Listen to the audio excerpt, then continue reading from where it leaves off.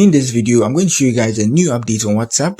So this update was applied on the status update section. So now you can upload images in a collage or a layout form. I'm going to show you guys how to do this. So now let's tap on here that we are uploading something here. So now we choose the layout here. So here it means we can upload couple images at the same time. So now let me select the images. Let's say I'm into real estate and then I'm trying to market something here. So I'm choosing these two images here. And now let me choose this. So here I need to select the layout. So automatically they've given me this layout. So I can choose this, I can choose that, I can choose this. So let's say you sell stuff, let's say you sell clothes on the rest.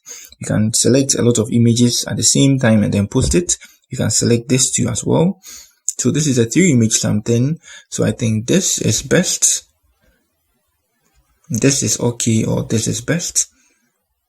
I think this is okay. So now what I need to do is just tap on the done here. Good. So I can add any description of my choice here, just like you do on the normal stats, blah, blah, blah, blah, and then you send it. So that's it on the new update on WhatsApp, which was applied at the updates section. If you are new here, give me a like, subscribe to my channel. Peace.